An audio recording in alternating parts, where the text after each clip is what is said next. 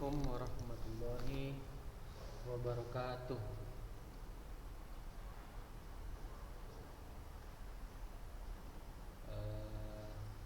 Alhamdulillah Rabbil Alamin. Bersyukur kita ucapkan kepada Allah Subhanahu wa Ta'ala, yang mana pada siang hari ini kita masih diberikan Allah Subhanahu wa Ta'ala kesehatan serta kesempatan sehingga kita bisa melanjutkan materi pembelajaran kimia kita pada hari ini. Untuk anak didik kami kelas 11B ya. Nah, jadi kemarin kita kan sudah membahas ya tentang hidrolisis garam, kemudian macam-macam garam ya kan. Nah, jadi garam itu kan dia ada 4 ya kan. Yang pertama itu dia yang terbuat dari asam kuat dan basa kuat. Kemudian ada garam yang dia terbuat dari asam kuat dan basa lemah.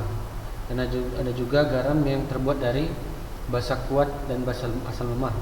Serta ada juga garam yang terbuat dari asam lemah dan basa lemah.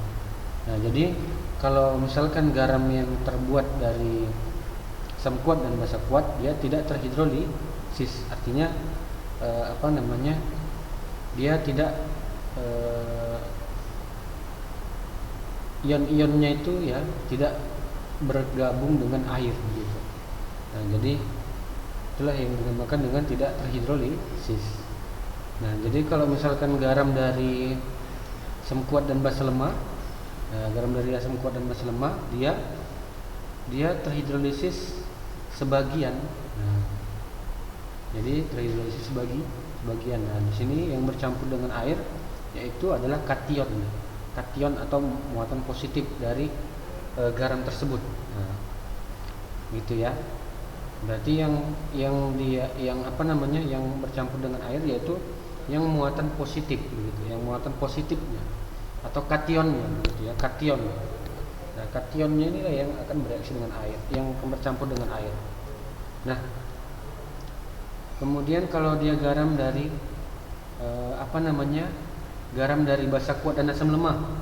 Nah, dalam dari basa kuat dan asam lemah itu yang bercampur dengan air yaitu ion negatif atau anion dari garam tersebut. Nah, berarti anion dari garam tersebut adalah HCOO-. Nah, kalau misalkan garamnya HCOONA. Nah, jadi begitulah ya.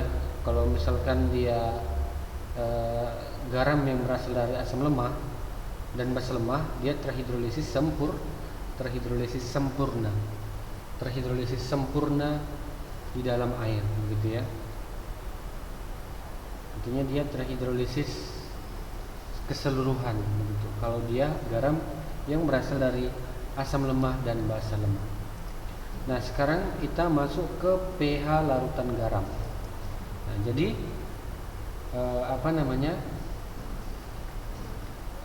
ini adalah penentuan nilai pH-nya, begitu ya, nilai pH dari larutan garam. Nah, jadi kalau dia garam yang berasal dari asam kuat dan basa kuat, itu pH-nya itu sama dengan 7 ya. Jadi kalau misalkan pH garam yang berasal dari asam kuat dan basa kuat itu pH-nya adalah 7 ya, pH-nya adalah 7. Nah, kalau misalkan pH larutan garam dari asam dan basa bukan kuat, nah, dihitung dengan tetapan hidrolisis Ka dan tetapan ionisasi asam dan basa atau Ka dan Kb. Nah, jadi kalau dia garam yang berasal dari asam dan basa bukan kuat, artinya asam lemah atau basa lemah kan gitu.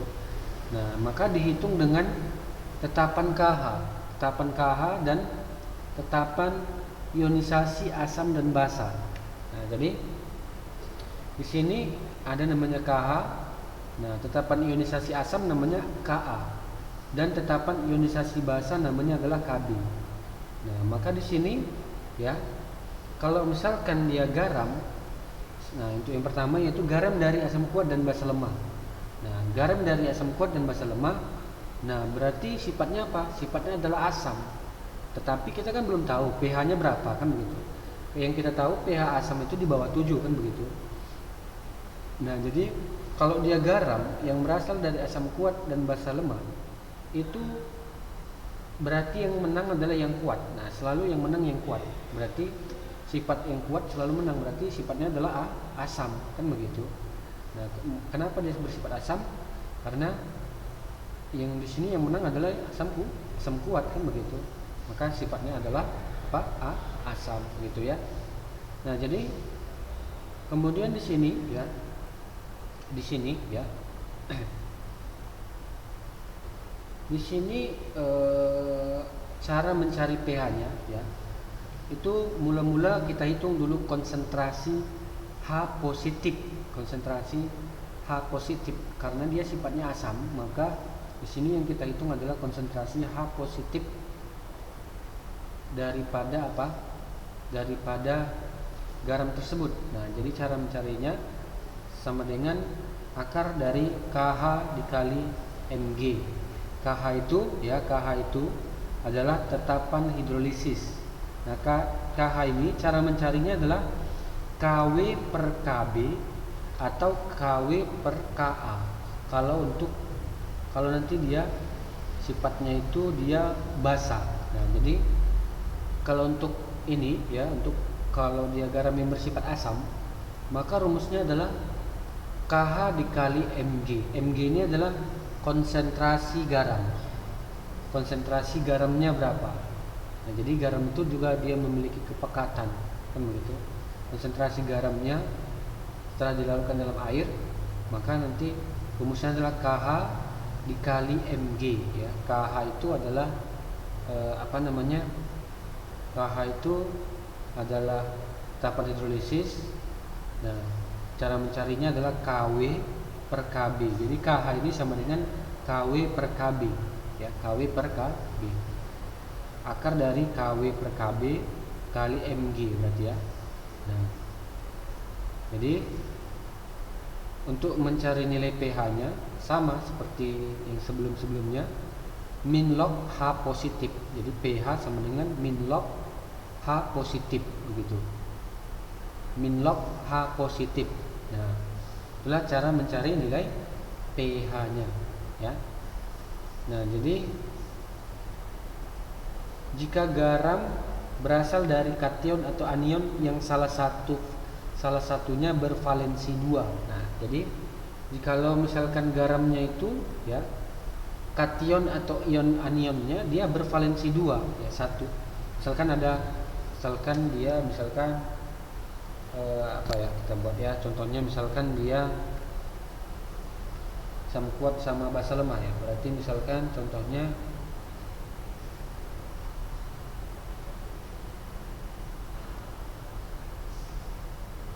basa lemah contohnya NH4OH misalkan. Kemudian asam kuat misalkan H2SO4. Nah, jadi kalau misalkan garamnya kan terbentuk, misalkan yang terjadi adalah misalkan NH4 2 kali SO4. Nah, itu berarti contoh dari garam yang berasal dari asam kuat dan basa lemah. NH4 2 kali SO4. Nah, di situ NH4-nya kan ada 2. Nah, karena ada 2 di situ NH4-nya, berarti kationnya di situ ya bervalensi 2 kan begitu. Nah, maka nanti nilai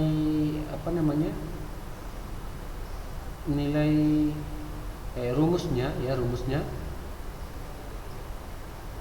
itu dia dikalikan 2. Nah, dikalikan 2. Nah, jadi dikalikan 2. Jadi KH dikali 2 dikali Mg. Mg itu apa? Konsentrasi garam ya. Mg itu adalah konsentrasi garam. 2 ini adalah valensi kalau salah satu kation atau anionnya bervalensi 2 begitu. Jadi kalau NH4 2 kali SO4 tadi itu salah satu kationnya atau anionnya itu bervalensi 2 kan begitu. Nah, jadi lihatnya dari mana? Lihatnya itu lihat aja dari indeksnya. Indeks si E64 kan ada 2. Udah berarti dia valensinya 2 seperti itu. SO4 2 min. Nah, SO4 2 minnya 1, ya kan? Nah, jadi H positif sama dengan akar dari KW per KB. KH ini sama dengan KW per KB kali 2 kali Mg. Mg itu adalah konsentrasi garam. Nah, kemudian garam yang berasal dari basa kuat dan asam lemah. Nah, kalau misalkan garam yang berasal dari basa kuat dan asam lemah, berarti di sini rumusnya ya kalau misalkan garam yang berasal dari basa kuat dan asam lemah, itu rumusnya kita cari OH-. Kenapa OH-? Karena sifat daripada garamnya itu adalah basa. Nah, jadi sifat garamnya itu adalah basa, ya, demikian ya. Sifat daripada garamnya adalah basa. Kenapa basa? Karena yang kuat yang menang.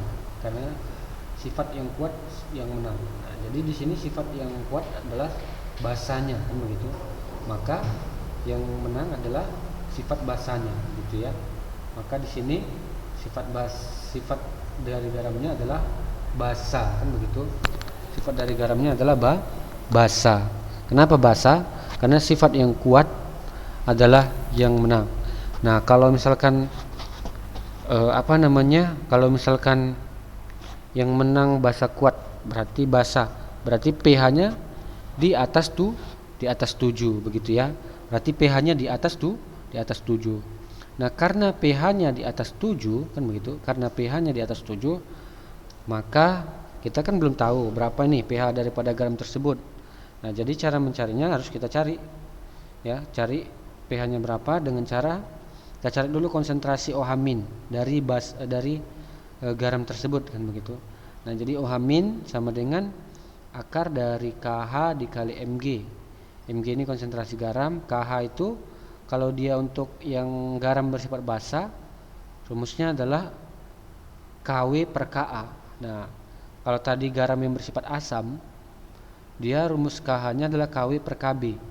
Kalau dia untuk garam yang bersifat basa, rumus untuk mencari KH-nya yaitu KW per Ka. Maka kita masukkan kemari KW per Ka dikali Mg. Nah, dapat OH-nya, ini OH-, barulah nanti bisa dicari nilai POH-nya. POH-nya berapa, kan begitu. Nah, jadi dapat OH-nya, bisalah kita cari nilai POH-nya berapa, kan begitu. POH-nya berapa. Nah, dapat nilai POH-nya. Setelah dapat nilai POH-nya, barulah nanti kita cari nilai pH-nya, kan begitu. Dapat nilai POH, setelah itu kita cari nilai pH-nya, ya. Nah, demikian. Itulah dia cara mencari cara mencari pH dari garam yang bersifat basa, gitu ya. Garam yang terbuat dari basa kuat dan asam lemah. Nah, kemudian ada garam yang berasal dari asam lemah dan basa lemah. Nah, jadi kalau misalkan garam yang berasal dari asam lemah dan basa lemah, itu nilai pH-nya tergantung dari harga Ka dan harga Kb, ya. Jadi kalau misalkan garam yang dia berasal dari asam lemah dan basa lemah, itu nilai pH-nya tergantung dari harga Ka dan harga Kb. Nah, jadi di sini kalau misalkan harga Ka sama dengan harga Kb, itu garamnya bersifat netral, pH-nya sama dengan 7. Nah, kalau misalkan Ka-nya lebih besar daripada Kb, Ka tadi kan tetapan ionisasi asam, kalau Kb tetapan ionisasi basa. Nah, jadi kalau nilai Ka-nya lebih besar daripada Kb, maka sifatnya adalah asam. Nah, karena dia bersifat asam, maka pH-nya di bawah 7. Nah, jadi untuk mencari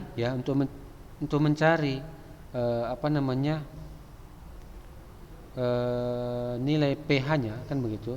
Nah, itu kalau dia garamnya bersifat asam, artinya kalau misalkan Ka-nya lebih besar daripada Kb, maka rumus untuk mencari pH-nya itu kita gunakan rumus ya. Cari dulu pertama konsentrasi H positif sama dengan akar dari KW kali KA per KB. Nah, inilah rumusnya. KW kali KA per KB. Nah, nilai KW berapa kemarin? Udah pernah kan kita pelajari bahwasanya KW itu nilainya sudah ketetapan.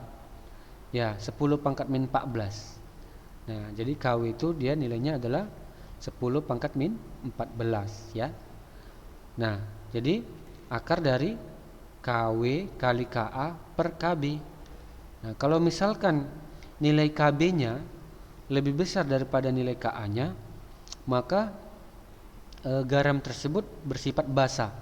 Nah, karena garam tersebut bersifat basa, maka pH-nya sama dengan di atas 7 ya. Berarti pH-nya di atas 7.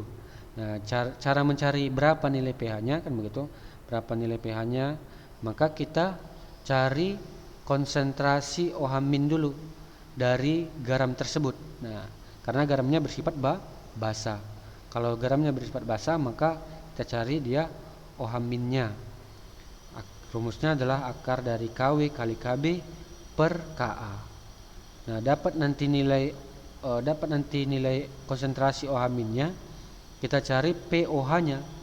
pOH-nya berapa kan begitu. Kita cari nilai pOH-nya. Setelah dapat nilai pOH-nya, barulah kita cari nilai pH-nya. Nah, jadi pH itu sama dengan 14 dikurang pOH ya. 14 dikurang pOH begitu ya. Nah, jadi cara mencari nilai pH itu sama semua ya. Mencari nilai pH yaitu min log H positif. Kalau mencari pOH itu min log OH negatif. Jadi kalau misalkan pH itu sama dengan 14 dikurang pOH atau pOH tambah pH itu sama dengan 14. Jadi kenapa? Karena nilai pH itu paling tinggi adalah 14 begitu ya. Nah, jadi pH sama dengan 14 kurang pOH gitu ya.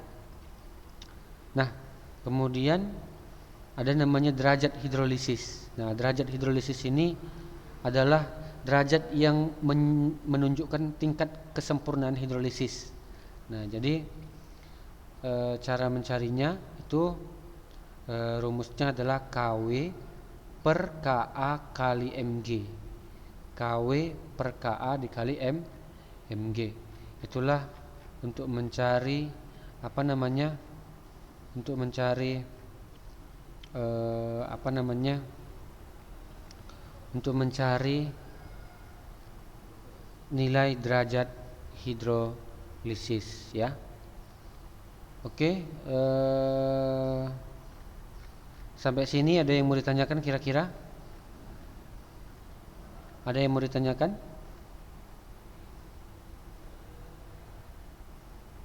Paham ya?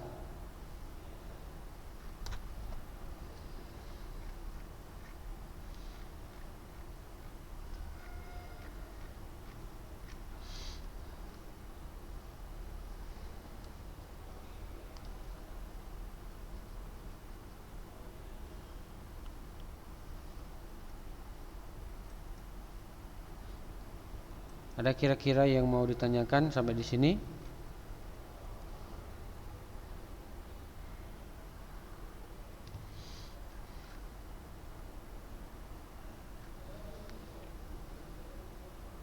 Oke, tunggu sebentar ya.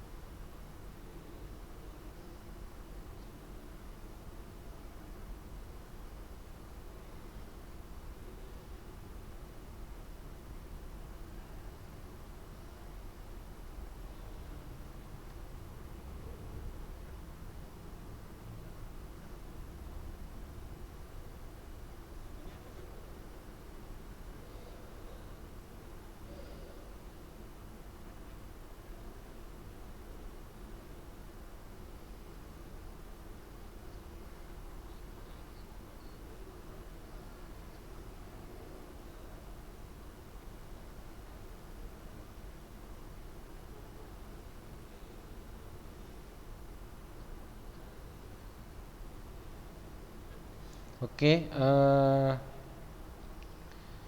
untuk apa namanya soalnya ya, untuk soalnya di sini Ustadz ada link Google Form ya, ada link Google Form. Eh, Kalian ada yang punya Google Form? Bisa buka Google Form kan? Ya. Nah, jadi di sini ada soal tentang hidrolisis garam ya. Itu di link Google Form. Coba apa namanya? Sebentar ya. Jadi di sini Ustadz mau ngasih tugas ya. Jadi di sini ada 5 soal. 5 soal mengenai apa namanya? Mengenai materi hidrolisis garam ini ya. Itu soalnya di link Google Form ya, di link Google Form.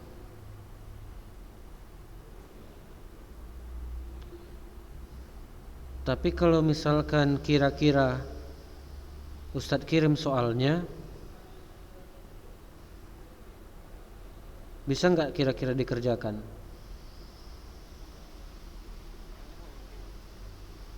Hmm?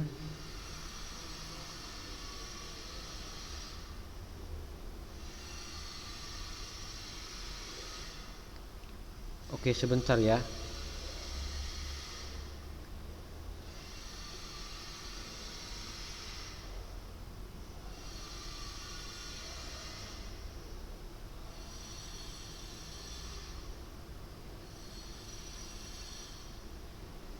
Nah, ini nanti untuk link Google Formnya itu Ustadz kirim di grup lah ya. Ustadz kirim di grup untuk soal apa namanya? Untuk soal hidrolisisnya nanti Ustadz kirim di grup. Karena di sini Ustadz tadi lupa pula melampirkan soalnya. Jadi nanti ini soalnya Ustadz kirimkan di grup. Coba nanti yang selesai soalnya itu, coba nanti dikirimkan jawabannya ke WA Ustadz. Itu minggu depan nanti kita bahas untuk soal-soalnya atau pembahasannya ya. Iya, dapat nilai lah, iya kan. Jadi Ustadz mau tahu dulu sampai mana penalaran kalian mengenai soal-soal hidrolisis garam ya. Jadi dia ada 5 soal ya di link Google Form. Coba nanti dikerjakan dulu nanti. Yang 5 soal itu nanti minggu depan kita bahas soal-soalnya ya. Nanti Google Formnya ini sekali ini lagi Ustadz kirim ke grup. Nah, jadi soal-soalnya itu enggak apa namanya? Cobalah nanti dikerjakan ya soal-soalnya ya. Hah? Enggak terlalu susah.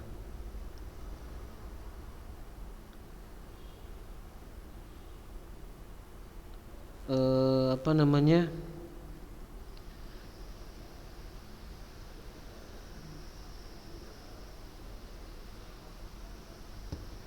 Untuk contoh soalnya, tadi lupa pula Ustadz melampirkan di sini ya. Nah, jadi nanti Google Formnya jangan nanti Ustadz kasih 5 soal ya, 5 soal Google Formnya. Coba nanti dari 5 soal itu